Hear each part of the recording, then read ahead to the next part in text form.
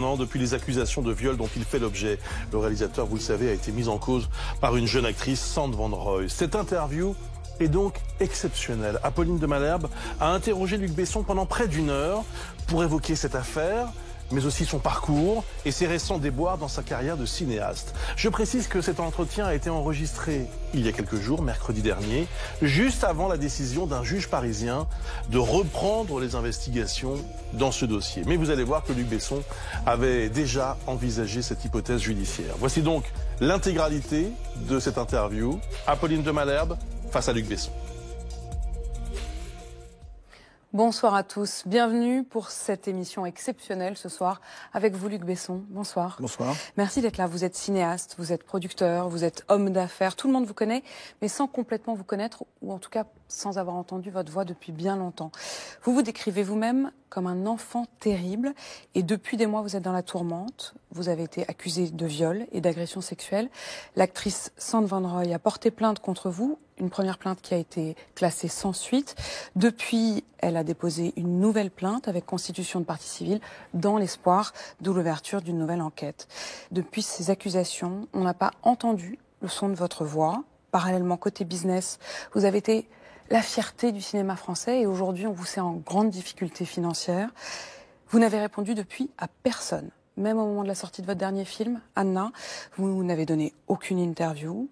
Et comme toujours avec vous, forcément, ça prête au fantasme. On se dit, mais qu'est-ce qui fuit? Est-ce qu'il est en train de se terrer? Et puis voilà, aujourd'hui, vous écrivez un livre sur vous. Vous avez décidé de donner une interview, une seule. Vous avez choisi BFM TV. Merci beaucoup d'accepter cet entretien exceptionnel. Luc Besson, pourquoi parler et pourquoi aujourd'hui? D'abord, ça fait à peu près un peu plus d'un an que je ne me suis pas exprimé, parce que ça m'a paru important de mettre les choses dans l'ordre. Quand on a une accusation pareille, j'ai été, comme vous l'avez dit, accusé de viol. C'est un crime horrible, dévastateur, probablement l'un des plus dévastateurs. Et quand on est accusé d'une chose pareille, on a des comptes à rendre à la justice et à personne d'autre. Ni aux médias, ni aux gens, ni à personne. À la justice.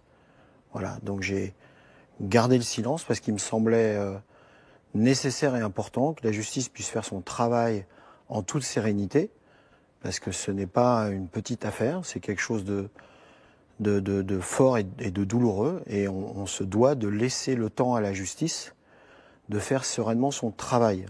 Et maintenant? Alors, ce que je voudrais dire d'abord, c'est que moi, c'est ce que je voulais, c'est laisser le temps à la justice de faire son travail. La plaignante, c'est pas son choix. Elle s'est exprimée plusieurs fois, ce qui a autorisé les médias à faire des articles. Ça fait donc un an qu'il y a des articles sur moi toutes les semaines. J'ai été traité comme un criminel depuis un an. La présomption d'innocence n'existe pas. Je rappelle que la présomption d'innocence est là pour protéger mes enfants, qui depuis un an sont insultés et meurtris sur les réseaux sociaux. Voilà, donc j'ai tenu bon. C'est très difficile de ne pas parler, surtout quand on a toutes ces accusations dans tous les sens, mais j'ai tenu bon. La justice a commencé son travail, la police a commencé son travail. Elle a fait une enquête très minutieuse, ça a duré 10 mois. Ils ont interrogé plus d'une cinquantaine de personnes de mon entourage, pratiquement que des femmes, avec qui j'avais travaillé dans le passé ou travaillé récemment. Dès le lendemain de l'accusation, j'ai prévenu la police que j'étais à leur disposition. Ils m'ont donc convoqué 4 mois plus tard. Je les ai vus à 2 reprises, ils m'ont posé toutes les questions, j'ai répondu à toutes les questions. Ils ont aussi interrogé la plaignante, je crois qu'ils l'ont vue 2 fois ou 3 fois ou 4 fois. Ils nous ont aussi interrogés ensemble, voilà, on a répondu à leurs questions. Et récemment, le procureur de la République a classé cette affaire. Et plus récemment encore, il y a à peu près quelques semaines, dans une indifférence presque totale, à part quelques médias, la vice-procureure de Paris a déclaré publiquement, je me permets juste de la lire parce que c'est quand même important, puisque les investigations établissent de façon manifeste que les faits criminels de viol n'ont pas été commis, que l'absence de consentement de la partie civile n'est pas établie, et l'existence d'une contrainte, d'une menace, violence, n'est en outre pas caractérisée. Voilà. Donc maintenant, la justice s'est exprimée, et je peux enfin le faire, et je voudrais m'exprimer. Voilà, c'est pour ça que je viens. Et ce que je voudrais dire, c'est que cette affaire est un mensonge de A à Z. Je n'ai pas violé cette femme, je n'ai jamais violé une femme de ma vie, je n'ai jamais levé la main sur une femme, je n'ai jamais menacé une femme, je n'ai jamais contraint physiquement ou moralement une femme à quoi que ce soit, je n'ai jamais drogué une femme, comme j'ai pu le lire. Ceci est un mensonge. Donc vous êtes prêt à tout raconter ce soir, à justement dire qu'est-ce qui relève du mensonge et qu'est-ce qui s'est passé, parce qu'il s'est quand même passé des choses. Alors, est-ce que ça m'exonère, moi, de mes responsabilités? Non. J'ai des responsabilités. J'ai commis des erreurs et j'ai fait des fautes. Et j'ai aussi menti, moi-même. À qui? J'ai menti à ma femme et j'ai menti à mes enfants. Parce que j'ai eu une relation avec cette jeune personne, une relation pendant 2 ans, qui était une relation affective. Donc j'ai menti et j'ai trahi ma femme et mes enfants. Et ça ne m'est pas arrivé qu'une seule fois. Ça m'est arrivé plusieurs fois en 20 ans de mariage. Même une fois où ça a failli vraiment arrêter notre mariage. Et ce soir, je voudrais à nouveau leur présenter mes excuses à ma femme et à mes enfants pour le mal que je leur ai fait. Je leur ai menti à eux. Et dans cette histoire, depuis 1 an, ce qui me fait le plus mal, c'est ça.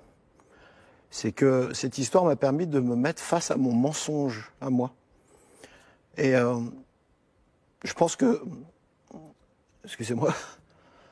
Je pense que beaucoup de femmes auraient jeté à la rue leurs hommes. Ma femme est une femme exceptionnelle. Et son premier réflexe, ça a été d'essayer de comprendre pourquoi. Pourquoi on trahit les gens qu'on aime le plus au monde. Pourquoi? Eh ben, cette question, c'est la première que je me suis posée. Parce que je me suis simplement rendu compte, j'ai pris une baffe dans la gueule, je me suis regardé et je me suis dit, Luc, tu t'as menti. Tu as menti aux gens que tu aimes. Donc j'ai fait ce que j'aurais dû faire depuis 40 ans, que j'ai toujours refusé de faire. J'étais voir un psy. Voilà. Je ne suis pas de cette génération-là. Donc j'ai été voir un psy. Je l'ai vu 2 fois par semaine pendant 12 mois. J'ai beaucoup pleuré, beaucoup parlé. Et j'ai pu mettre enfin le doigt sur ce mal-être. Il y a un mal-être. On le voit bien, on le sent bien. Il y a eu un mal-être. Peut-être qu'aujourd'hui vous en êtes soulagé. D'ailleurs, est-ce que ce soir vous sentez soulagé de parler? Oui, bien sûr, parce que j'ai affronté mon mensonge. Je l'ai affronté. Vous savez, on pense toujours que l'herbe est plus verte ailleurs. On pense toujours que ce médicament-là va vous soigner. J'ai rencontré des femmes, la plupart du temps, qui étaient des femmes bien et qui m'ont donné cette affection, mais elles ne me soignaient pas, puisque je n'étais pas au courant réellement de mon problème. Mais Luc Besson, vous dites mon mensonge, mais c'est mes mensonges. C'est-à-dire que vous-même, vous dites, pendant 20 ans, comment vous expliquez qu'alors que visiblement il y a eu un moment déjà pratiquement de rupture, si je comprends bien, vous avez malgré tout continué? Oui, parce que c'est un cercle vicieux, on ne comprend pas. On pense que ça vous soigne, on pense que ça va mieux, et puis ça revient, et puis on n'est pas toujours dans un manque ou dans une douleur. Il y a des moments aussi où ça va très bien, et il y a des moments pendant plusieurs années où il se passait rien du tout et où j'étais heureux avec ma famille. Et puis ce qu'il fallait, c'est comprendre. Ce que j'ai surtout compris, c'est que comme dans la plupart des histoires, ça vient évidemment de l'enfance. J'ai une enfance...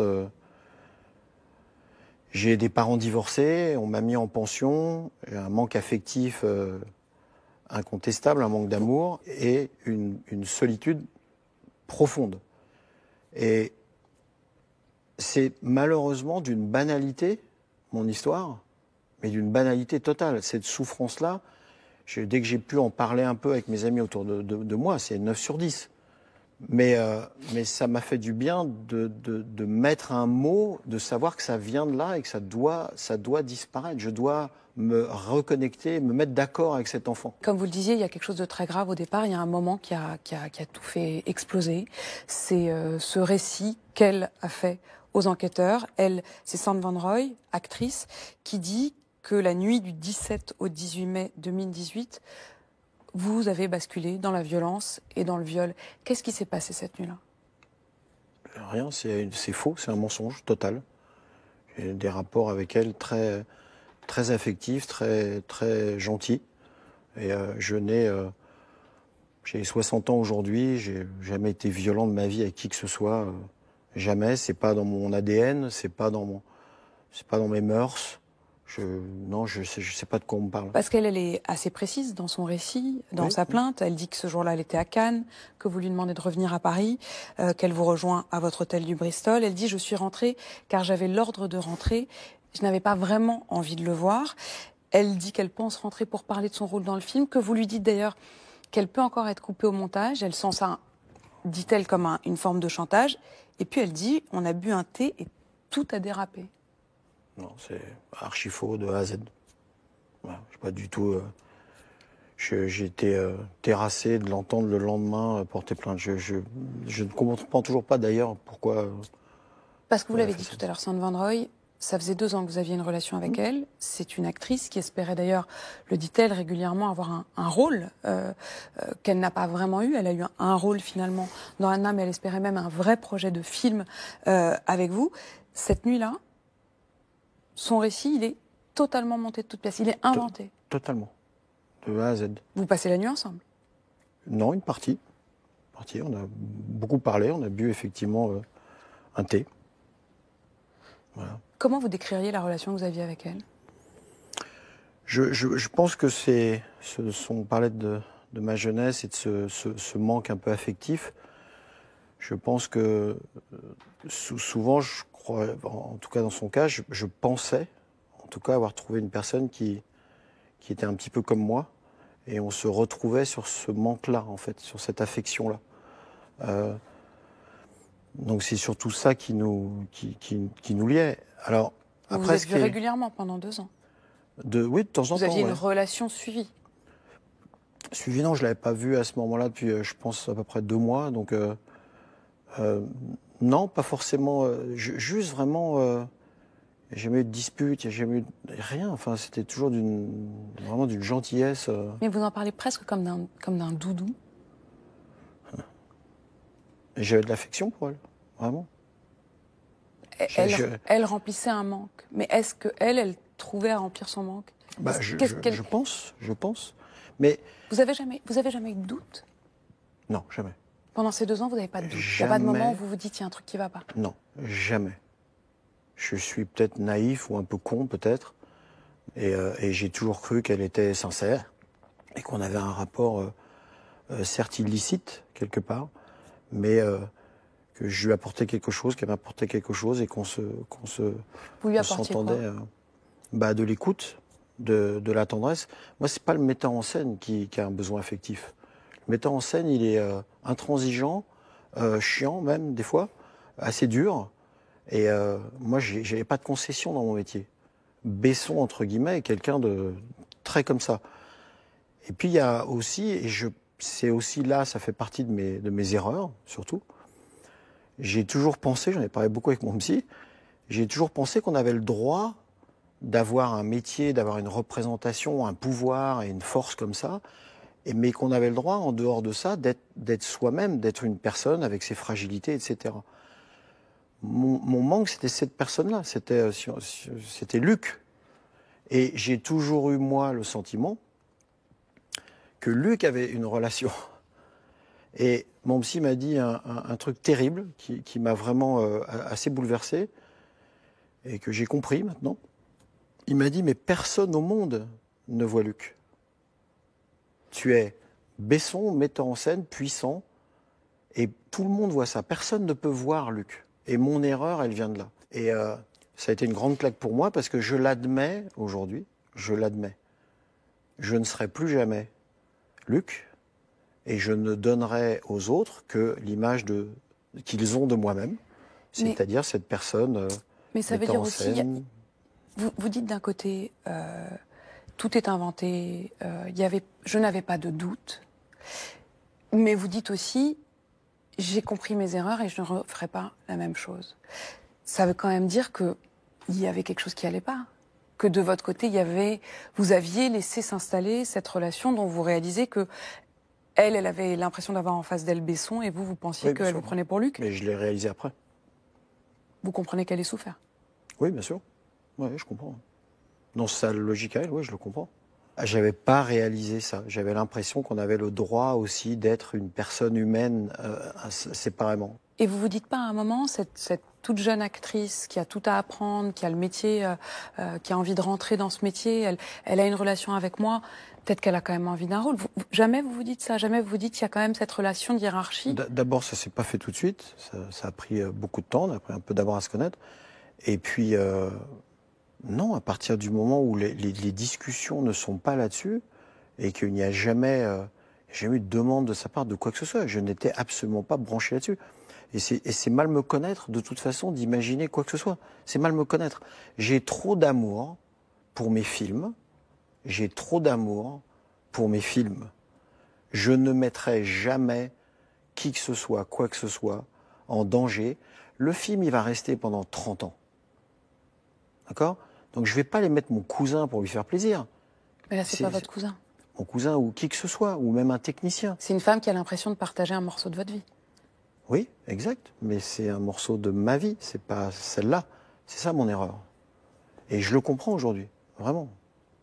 Vous avez été quand même d'une assez grande naïveté, ou peut-être qu'il y a eu une bulle. Totale. Je suis d'une naïveté totale. C'est pas nouveau. Voilà, je sais que beaucoup de gens disent l'homme d'affaires, le machin, etc. J'ai écrit 60 films dans ma vie. Il faut être vraiment naïf pour écrire tout ce que j'ai écrit. J'ai des souffrances d'enfant. Il suffit de lire un peu le bouquin. À chaque fois que la douleur arrivait, je partais dans un autre monde. D'accord ? Qui était le monde des rêves, le monde de la création. Donc est-ce que j'ai cette naïveté-là ? Oui.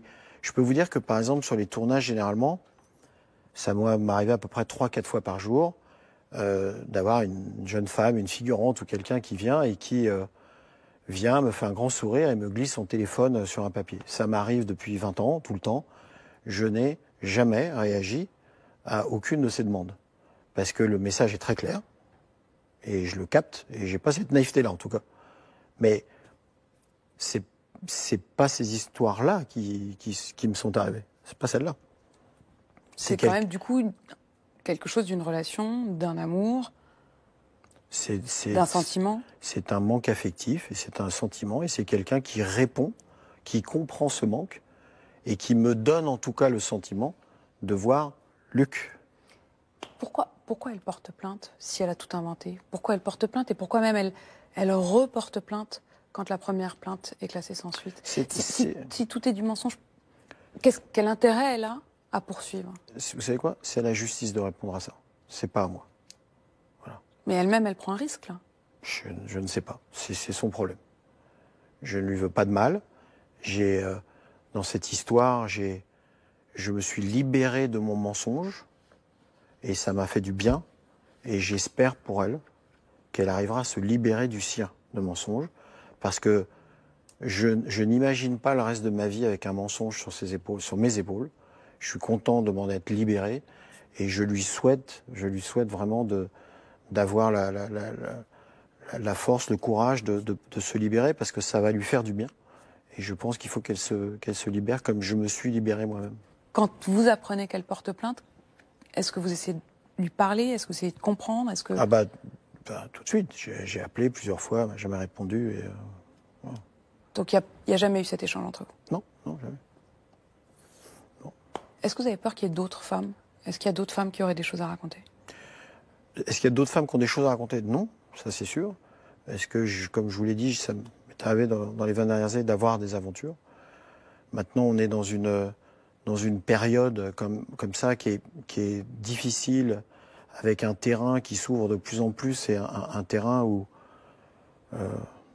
n'importe quelle vengeance est possible. Je pense que au jour d'aujourd'hui, n'importe quelle personne connue n'est absolument pas à l'abri de quoi que ce soit, puisque on n'est pas obligé d'avoir réellement fait quelque chose. On peut aussi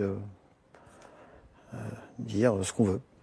Mais on n'est absolument pas protégé par rapport à ça. Il y a eu, ne serait-ce que dans les journaux, 8 femmes qui ont témoigné. 3 d'entre elles ont été entendues par la justice. Et quand elles parlent de vous, elles racontent un tout autre homme que celui que vous nous décrivez ce soir. Elles racontent un homme lourd, insistant, qui a des relations et des gestes inappropriés. Est-ce que vous n'êtes pas en train de redessiner le Luc Besson?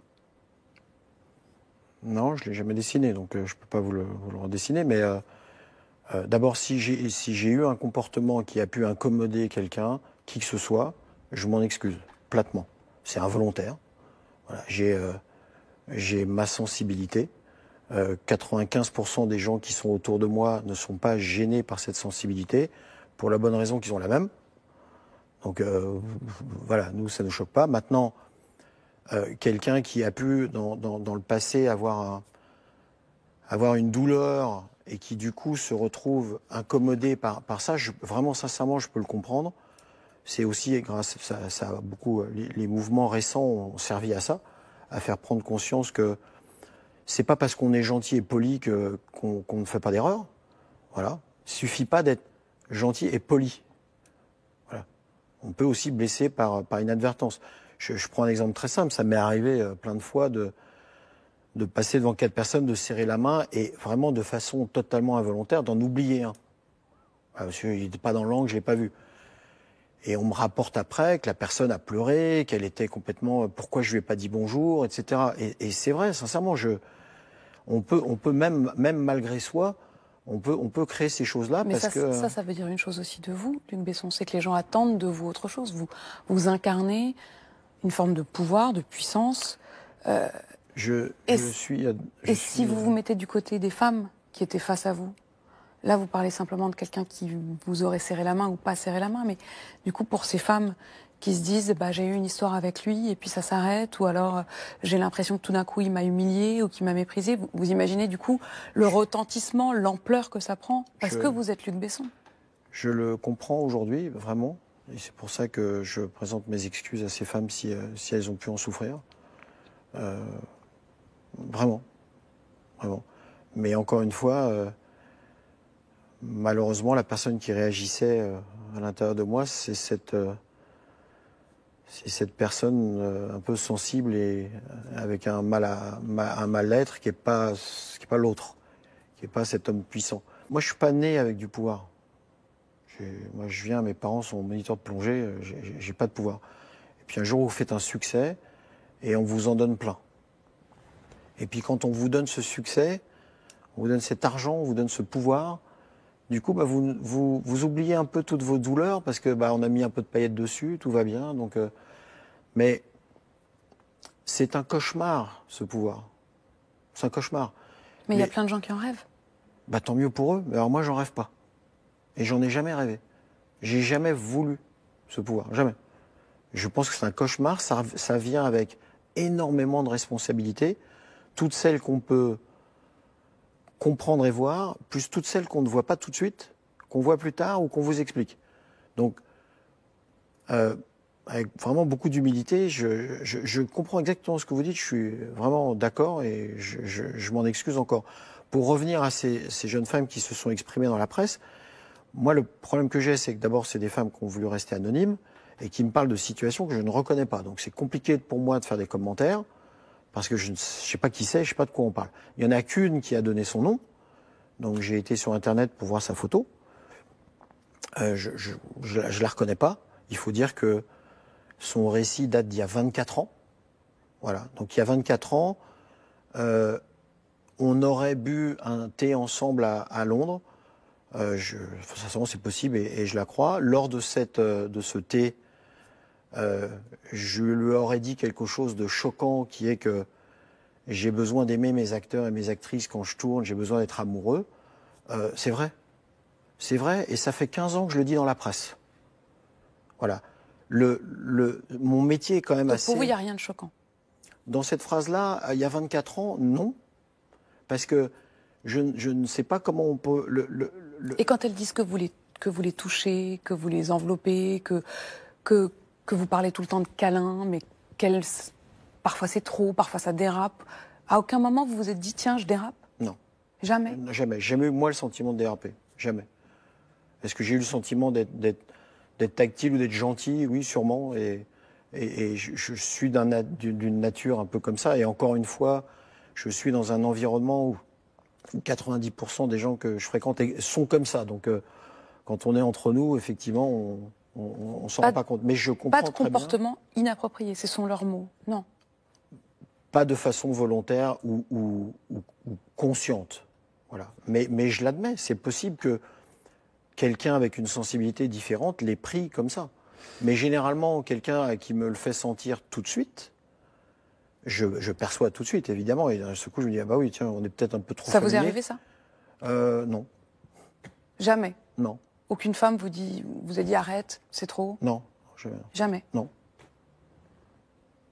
À aucun moment? Vous n'avez pas l'air de me croire. Non, je me demande s'il n'y a pas eu des moments comme ça. Ça arrive quand même. Même entre amis, qu'à un moment on dise, bah, allez, arrête, t'es lourd. Non, je pense que je ne suis pas suffisamment sûr de moi pour arriver à ça, pour arriver à quelqu'un qui dit arrête, t'es lourd. Mais est-ce que c'est pas l'inverse? C'est qu'en fait, vous les avez tellement impressionnées qu'elles osaient peut-être même plus vous dire arrête, t'es lourd. Ça, c'est quelque chose que je comprends maintenant. Je comprends que le pouvoir puisse, d'un seul coup, paniquer quelqu'un. Mais le problème, c'est que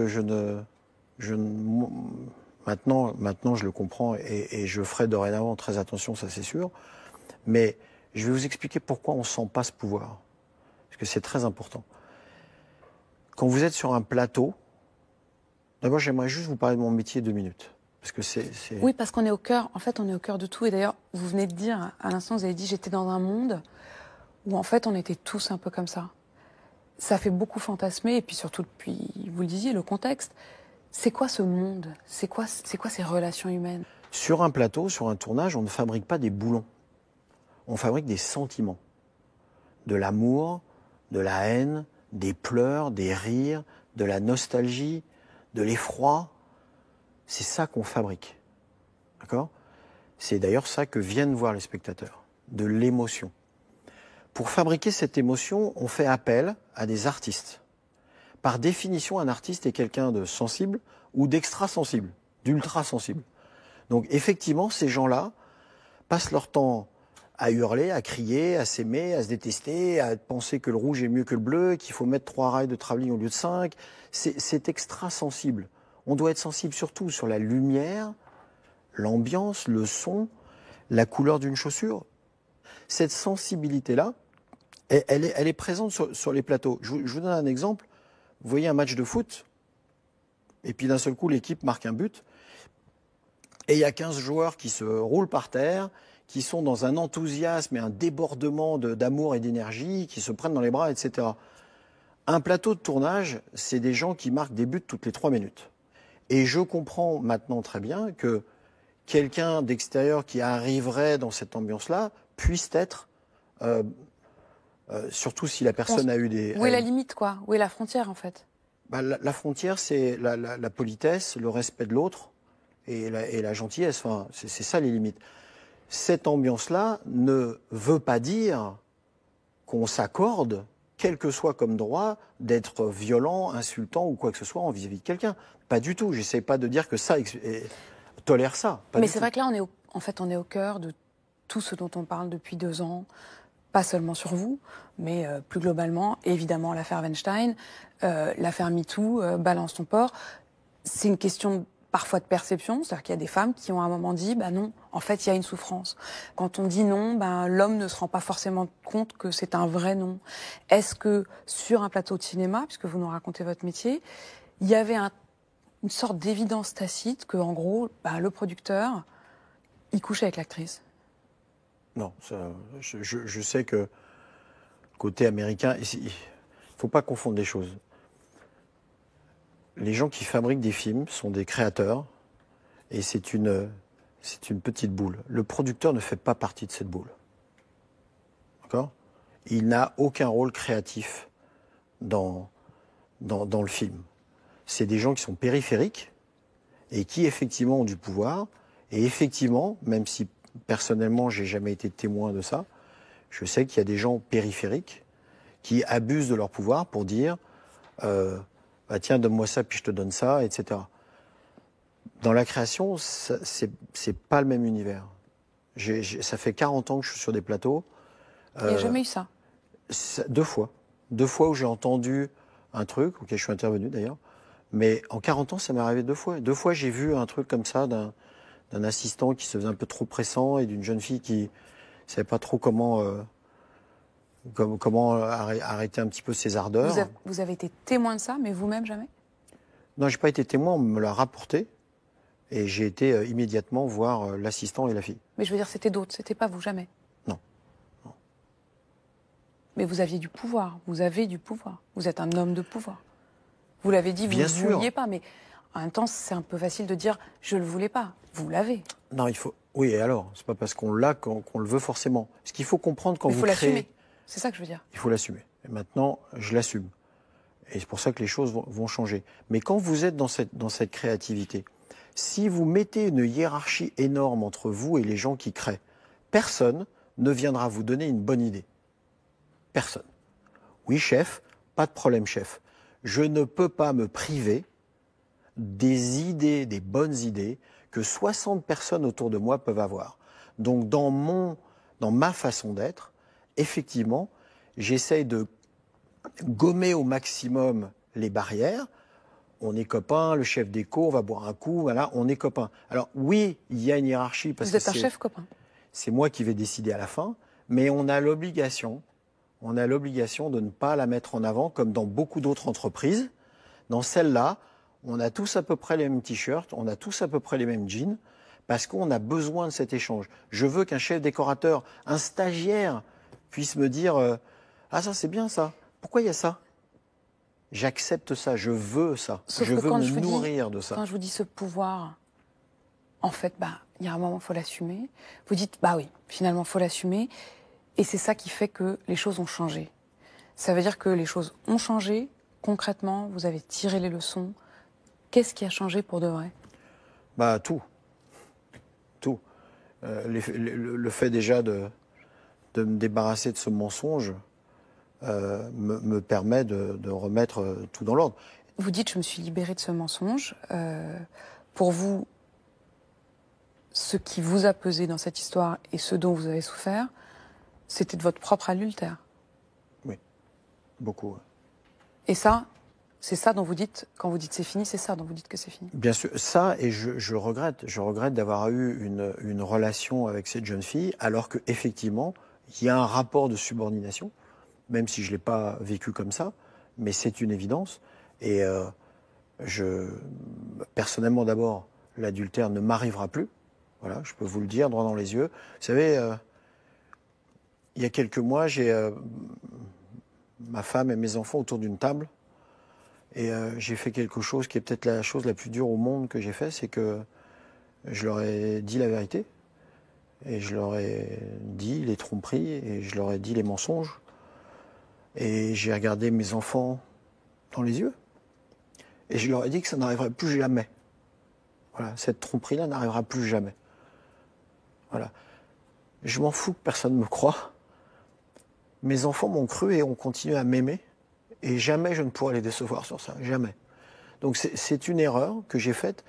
Je le regrette d'autant plus parce que je comprends maintenant que ces jeunes filles ne voyaient pas la même chose que moi. Elles voyaient Besson et le pouvoir, etc. Donc ça ne m'arrivera plus jamais. Et je conseille, vraiment, je ne peux pas donner d'ordre, mais je peux vous dire que sur mes plateaux à moi, dorénavant, quand il va y avoir des plateaux, je peux vous dire que je vais faire un discours à ces gens-là.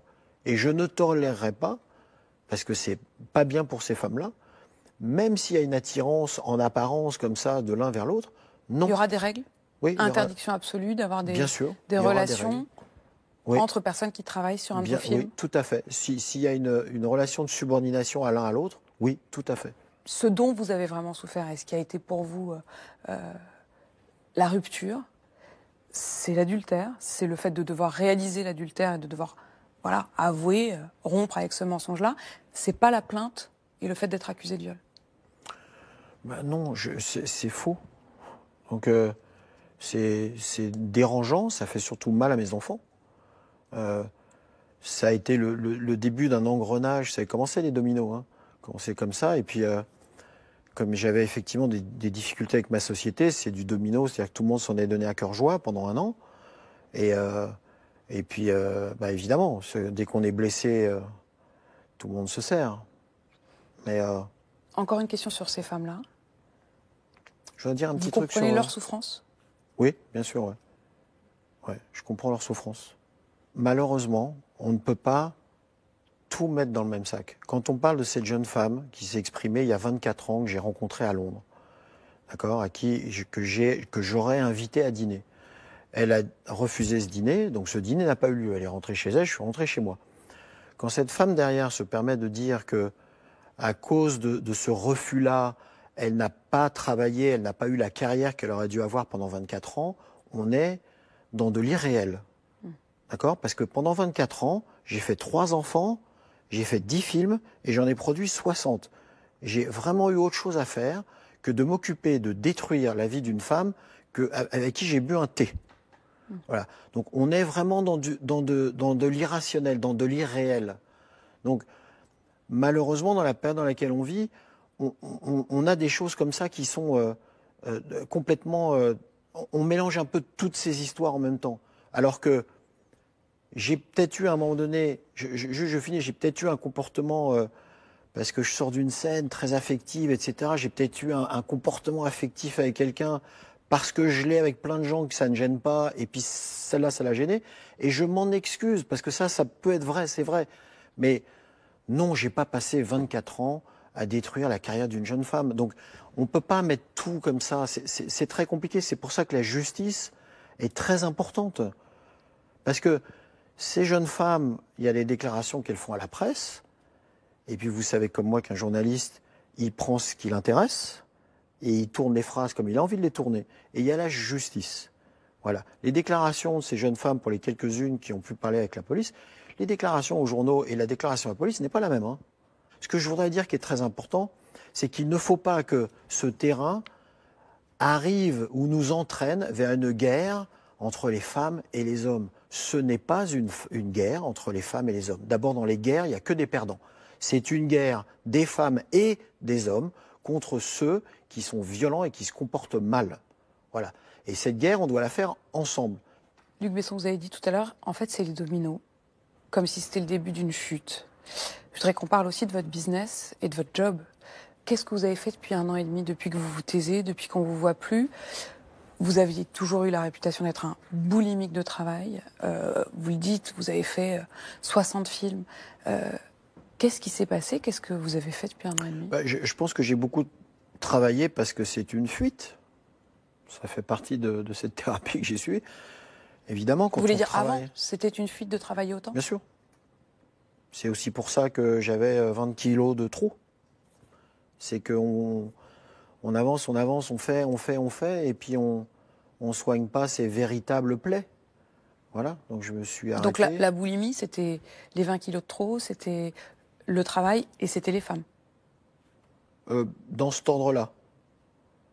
Le travail, la nourriture, et puis des aventures de temps en temps. Encore une fois, il y a eu des périodes assez longues alors qui des fois d'ailleurs correspondent à des périodes où un film a fait un gros succès, que ça se passe bien, et du coup, bah, ça se passe bien, et puis on a moins de manque, et puis on se sent bien, et puis il n'y a pas ce besoin de... Mais par contre, les aventures que j'ai pu avoir, ça s'est réglé presque instantanément, en fait. Je n'acceptais pas l'amour que me donnaient ma femme et mes enfants. Je le comprenais pas. Je le comprenais pas. Vous dites, j'ai aussi arrêté en quelque sorte de travailler depuis 1 an et demi. Je voudrais juste dire que... Pardon. Ma femme m'a sauvé. Parce que c'est la première fois que je vois l'amour. Parce que ça, c'est de l'amour. Ne pas jeter et essayer de comprendre Elle m'a dit cette phrase magnifique. Elle m'a dit, il faut qu'on parle parce que je veux comprendre les responsabilités de chacun en parlant d'elle et de moi. Et je lui dis, mais j'ai 99% de responsabilité. Et elle m'a dit, oui, mais même si j'ai 1%, il faut que je travaille dessus, il faut que je comprenne.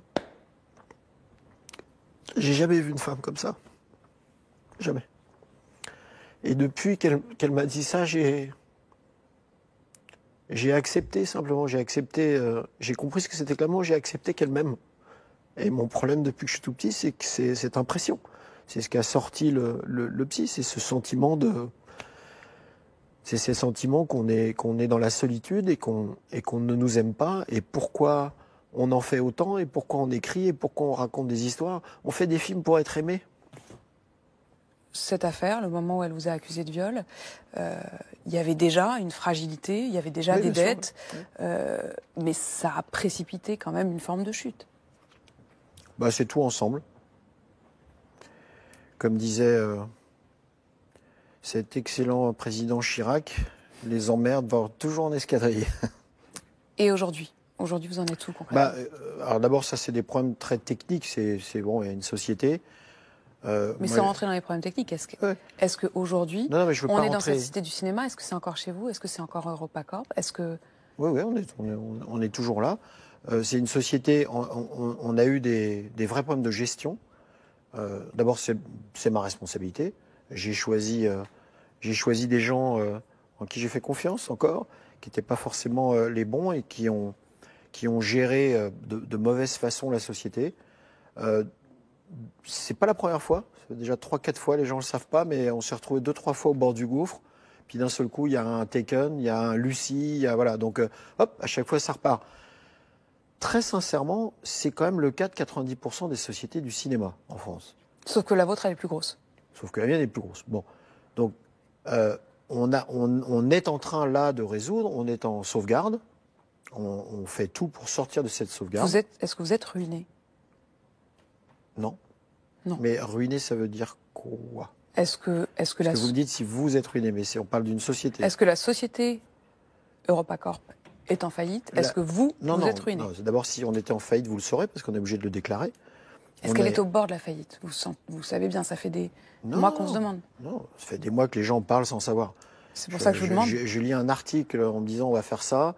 Les gens ne savent pas de quoi ils parlent. Le lendemain, ils apprennent autre chose. Enfin, alors profitons-en. Sincèrement, je comprends très bien qu'il y a cette espèce de, que je regrette d'ailleurs, cette espèce de course des médias à se battre contre Internet. Je vous le dis, en règle générale, Internet ira toujours plus vite que vous. Pourquoi? Parce qu'ils n'ont pas d'obligation de dire la vérité. Ils peuvent dire n'importe quoi.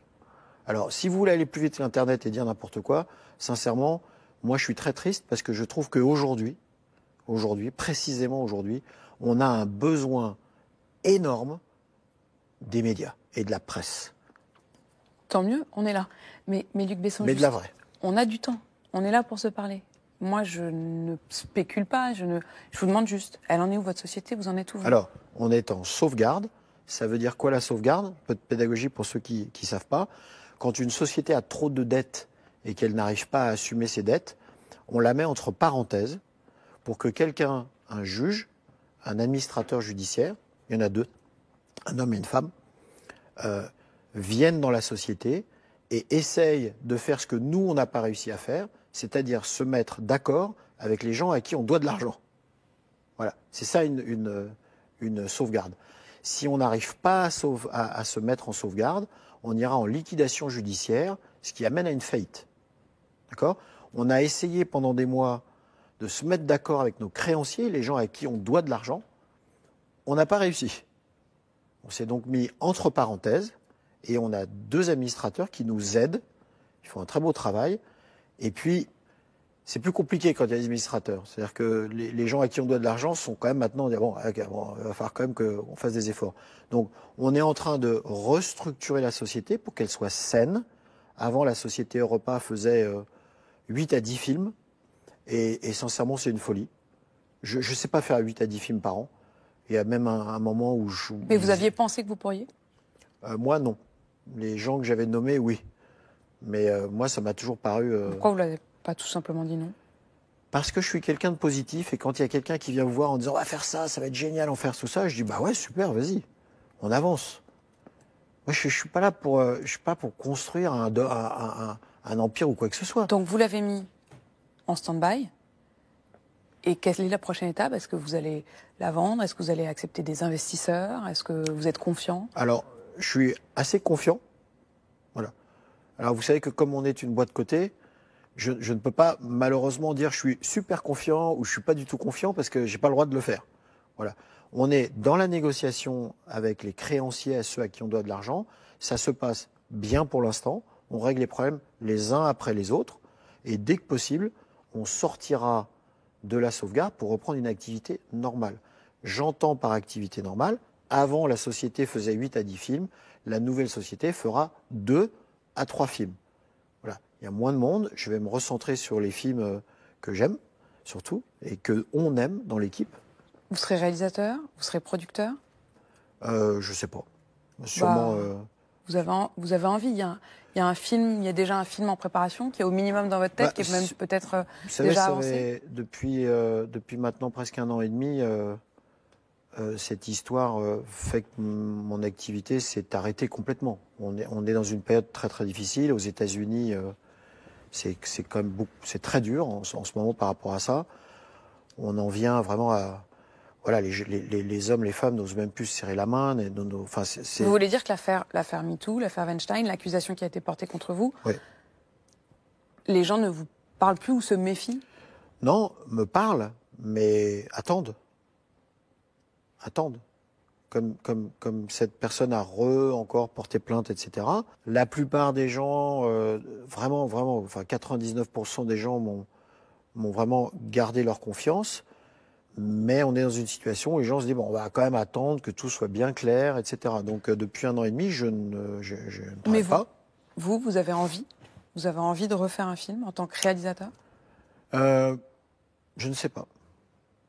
Je ne sais pas, sincèrement. Vous n'avez pas des idées de films? Vous n'avez plus d'inspiration? Ça fait 1 an et demi que je ne travaille pas, donc j'en ai écrit 4. Hein. J'ai écrit un bouquin de 500 pages et 4 films. J'ai que ça à faire. Je me lève à 4 heures. Donc ils existent déjà dans votre tête, ces films? Depuis que j'ai 13 ans, j'écris. Je ne bois pas, je me drogue pas et je fume pas. Mais j'écris. Alors pourquoi vous nous dites « je ne sais pas » ? Parce que la mise en scène, c'est pas la même chose, madame. La mise en scène, c'est quelque chose qui coûte énormément. Qui coûte. Quand on part en tournage, la plupart de mes tournages, vraiment la plupart, pas tous, mais je finis... ou aux urgences, ou dans le coma. Ça m'est arrivé sur Grand Bleu 3 fois, ça m'est arrivé sur Subway 2 fois, dans un état d'épuisement, parce qu'on donne tout. On ne voit pas ses enfants pendant des semaines. Donc, est-ce que maintenant j'ai encore envie de donner toute cette énergie Je ne sais pas, sincèrement. Mais quand on dit qu'il y a trop, il y avait aussi trop de fric. Vous avez parlé tout à l'heure des problèmes de gestion.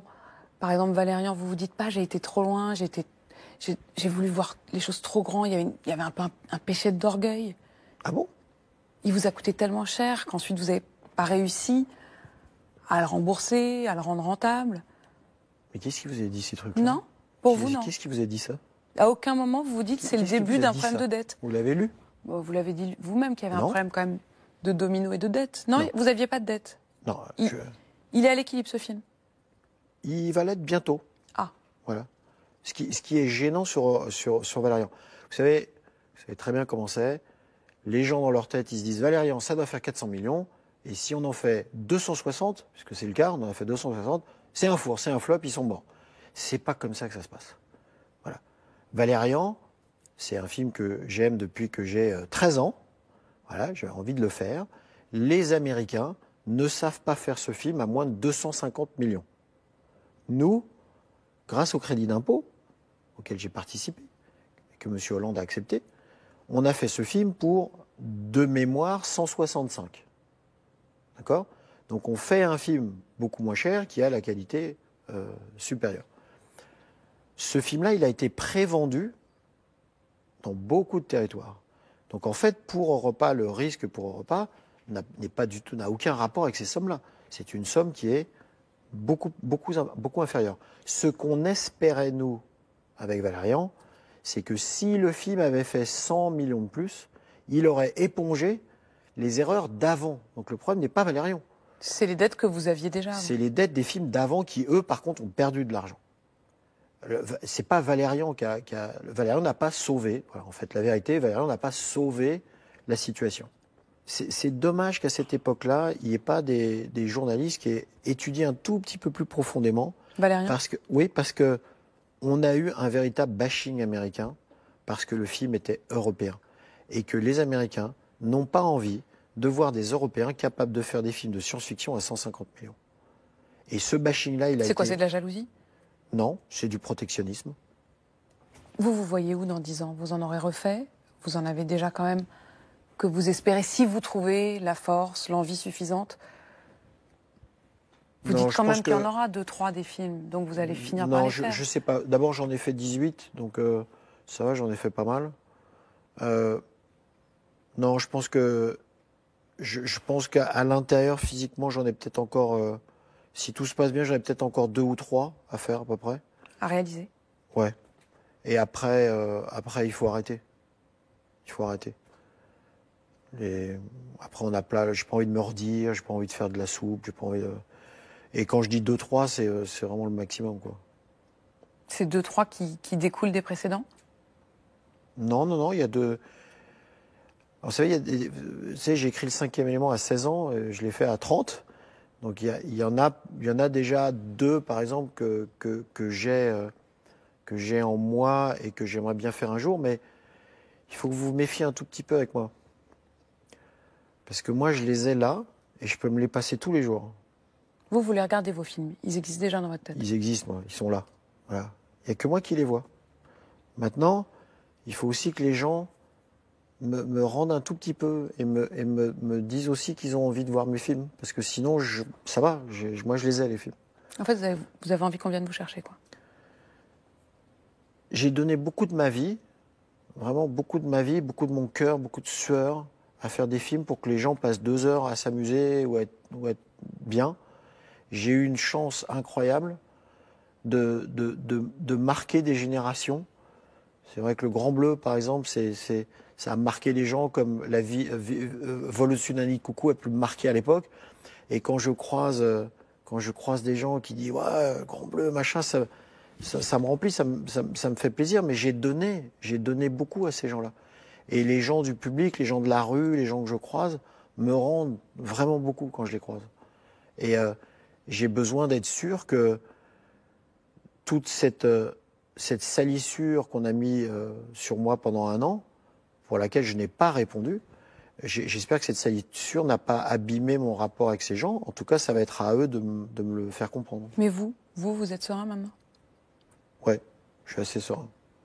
Sauf que, comme vous l'avez dit tout à l'heure, on est dans une période aujourd'hui où n'importe qui peut venir à n'importe quelle heure. Et c'est pas que moi, hein. N'importe qui de connu, même vous. Serein, sauf que?